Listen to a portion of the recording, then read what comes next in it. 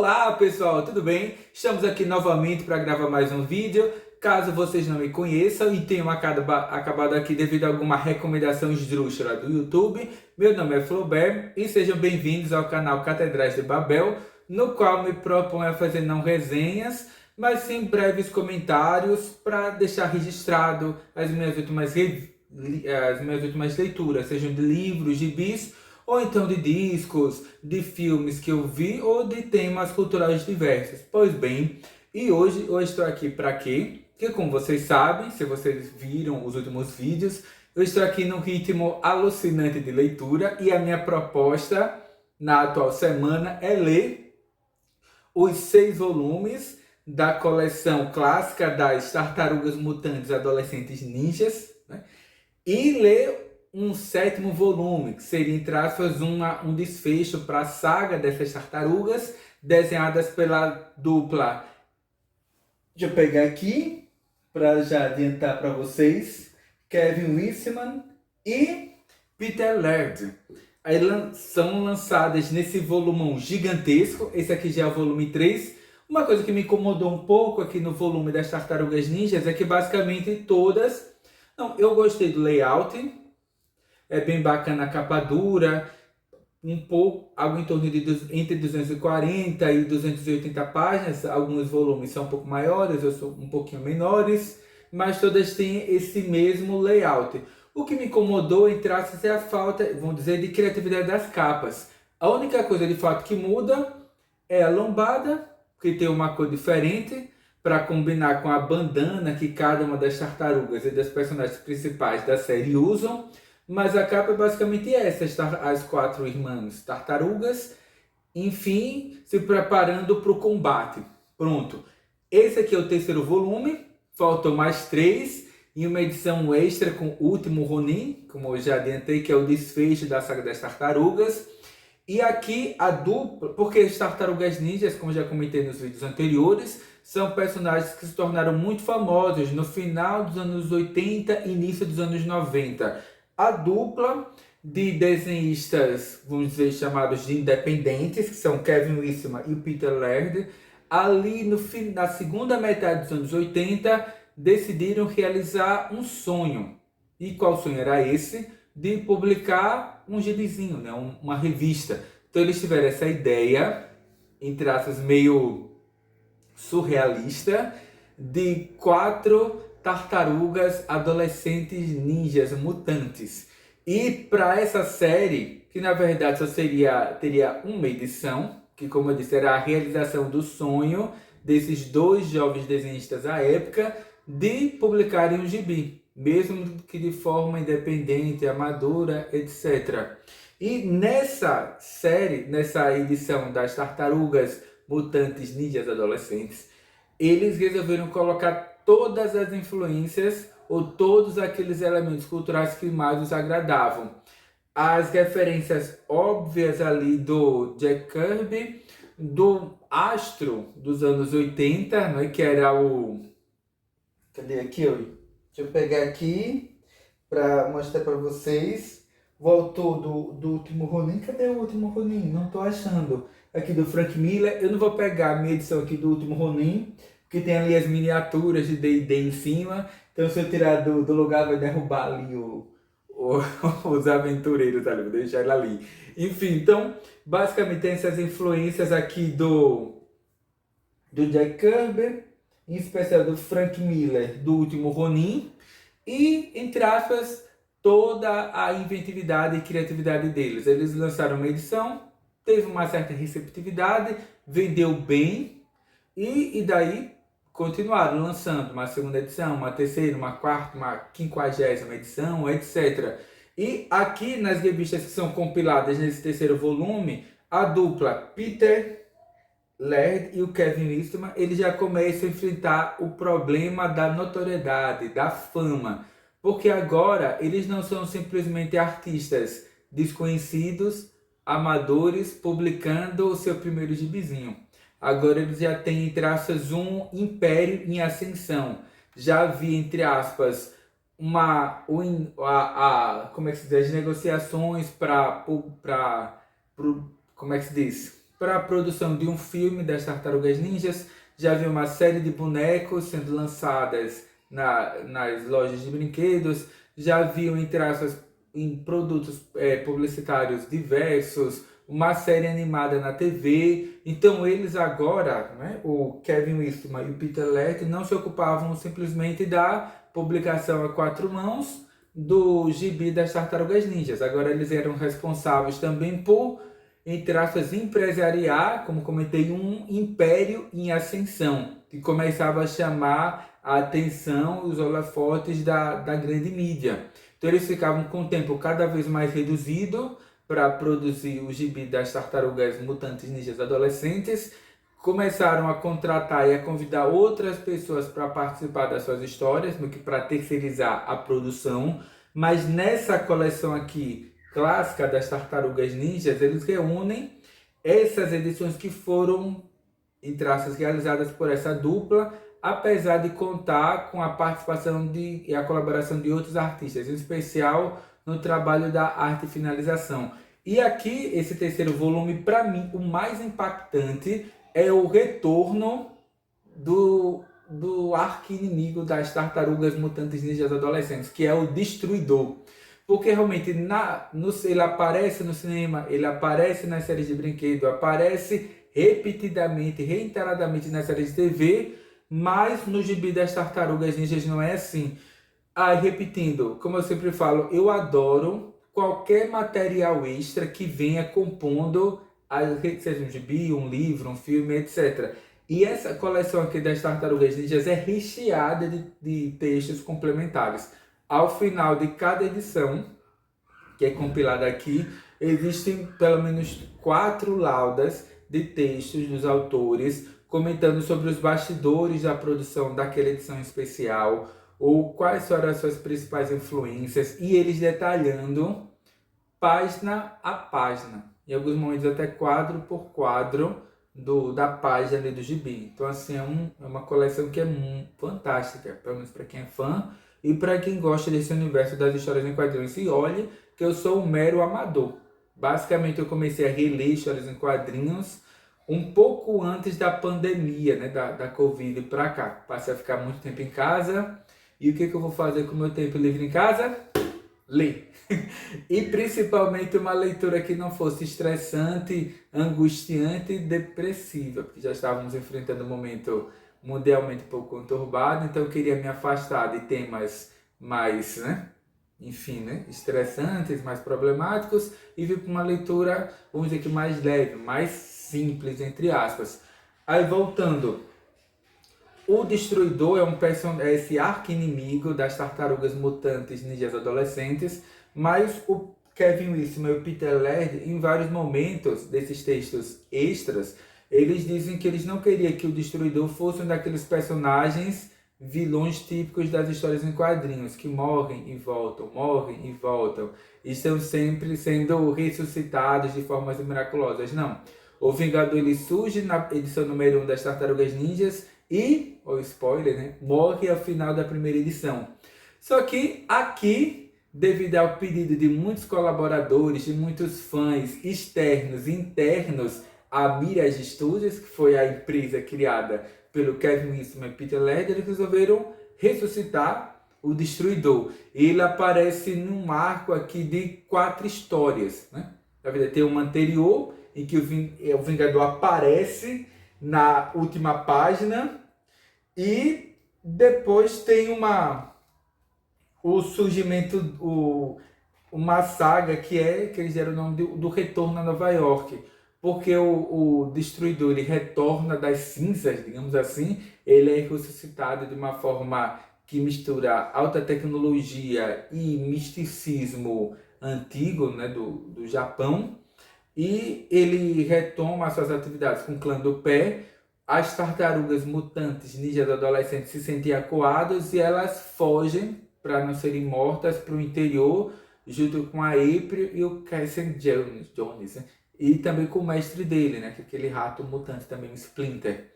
E eles passam por várias aventuras, e até que tem início esse arco de histórias do retorno das Tartarugas Ninjas a cidade de Nova York. Eles não, já descansamos, já recuperamos das feridas do último combate, né, com o nosso arqui-inimigo, e agora vamos voltar para Nova York para nos confrontarmos novamente com o clã do pé, que é esse clã de ninjas, e o Destruidor.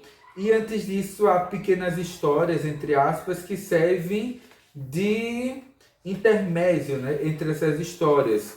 Tem uma que é espetacular, que lembra muito mangás como, por exemplo, O Lobo Solitário, coisas que o valham, que eu vou mostrar algumas cenas para vocês aqui, que é muito boa. E o que eu mais gostei desse terceiro volume das Tartarugas Ninjas, não só porque tem um dos arcos assim de histórias até agora melhores das Tartarugas Ninjas, que é esse retorno deles a Nova York e esse confronto definitivo com o Destruidor, como também devido ao fato de ele contar com o trabalho de arte e finalização de artistas diferentes, então ele dá um toque todo especial à revista e, assim, são, como eu sempre repito aqui nesses vídeos, são esses artistas norteadores da arte do Kevin Eastman e do Peter Laird, que é o Jack Kirby, o clássico ali dos anos 50, 40, 50, criador de boa parte do universo Marvel, do Capitão América, etc. E do Frank Miller, em especial por essa obra que é O Último Ronin, que, repetindo, eu só não vou tirar da estante, tem um monte de miniaturas ali de D&D, se eu tirar, elas vão cair, capaz até de eu perder. Enfim, né? E nessas minisséries, essas influências do Ronin, do Frank Miller, aparecem-se de forma inegável, né? Indiscutivelmente, o Frank Miller é um dos grandes nomes dos comics americanos a partir dos anos 80, né? Vou mostrar mais algumas imagens, que é fenomenal. E nesse arco de histórias, desse retorno das Tartarugas Ninjas a Nova York, é que a história cresce imensamente. E tem um traço, repetindo, que tem toda essa influência do Frank Miller. Se não me engano, essas histórias começam aqui a partir, aí o retorno para Nova York, da edição 19 das Tartarugas Ninjas, cheias das splash page, né, que são essas páginas duplas, né, mais impactantes, inspiradas que é uma mescla aqui, como eu disse, do Jack Kirby e do Frank Miller, né, que é uma arte espetacular, assim, suja, muito rachurada, cada vez mais, como eu posso dizer, estilizada, mas mesmo assim é espetacular. Tem essa cena aqui de confronto com as tartarugas, é impressionante, cara. Um desenho que é muito bom. Realmente eu devoro esses volumes aqui das Tartarugas Ninjas, e ainda essa semana eu vou ler esses 7 volumes, que é um por dia. Então, não tem muito texto, mas a arte, como eu sempre digo, é um desbonde. Dá vontade de você passar horas e horas lendo aqui, admirando a arte, os detalhes. É algo impressionante. Se você só conhece... Agora, se você é criança, se você é adolescente, se você não gosta de cenas de luta mais impactantes, passe longe das Tartarugas Ninjas, porque uma coisa é as Tartarugas Ninjas do cinema, que é meio escuro, mas, enfim, é voltado para o público infanto-juvenil. As Tartarugas Ninjas das séries animadas, que é totalmente teen, voltado para as crianças. Agora, as Tartarugas Ninjas aqui no gibi, do Kevin Eastman e do Peter Laird, definitivamente não é para crianças, é ultra violento. Matam essas Tartarugas Ninjas, apesar de terem aqui por volta de 16 anos, elas são hiper violentas. Então, repetindo, se você é criança, não leiam. E tem essas ilustrações aqui de página dupla que são muito impactantes, cara. É muito bem desenhado. Como eu disse, apesar de ter pouco texto... e voltando, tem essas notas no final de cada edição que é compilada aqui, que é muito texto. Como eu disse, São 4 páginas, mas às vezes são 4 páginas recheadas. Traz a capa original colorida, né? O Retorno a Nova York, livro 2. E essa arte aqui, não só hiper estilizada, repleta de rachuras, é impressionante. Eu não me canso aqui de folhear, de prestar atenção nos detalhes. E nesse último volume aqui, né, dessa última edição que é compilada aqui, tem esse retorno aqui de um Triceraton, que eu não sei se vocês leram o volume 1 dessa coleção clássica das Tartarugas Ninjas, nem se vocês viram aqui o meu vídeo, porque numa das edições que é compilada, no volume 1 dessa coleção aqui dos clássicos, as tartarugas mutantes, ninjas adolescentes são teleportadas para uma outra região do universo, talvez uma outra galáxia, no universo paralelo, e eles são capturados por uma república de Triceratops mutantes, uma coisa que o valha. E quando eles retornam à Terra, alguns desses Triceratops mutantes, né, ou racionais, eles são trazidos para cá. E é um império que lembra muito a estrutura da Roma, né, do período clássico. E esses Triceratops são muito bem desenhados, cheios de rachuras. Assim, é um trabalho impressionante. É muito bom. Deixa eu mostrar aqui mais algumas imagens para vocês terem uma ideia do trabalho. Né? Tem uma cena aqui, deixa eu pegar. Não, esse desenho aqui das tartarugas também é impressionante, cara. Se vocês não conhecem, por mais que seja uma leiturinha mais simples. Voltando, eles encontram nessa outra galáxia, nesse outro sistema solar, um império que lembra muito a Roma do período republicano, né, era a clássica deles. Só que os humanos são substituídos por Triceratops humanoides, né? Quer dizer, tem uma coisa mais. E as tartarugas ninjas lutam numa arena à lá o Coliseu de Roma, é muito bom, né? Nossa, e esse Triceratops, esse Triceraton, ele não morre. Em alguns momentos as tartarugas ninjas comentam que eles pensavam que aquele ali em especial já tinha morrido, porque a atmosfera do nosso planeta é muito diferente daquela na qual esses Triceratons estavam habituados.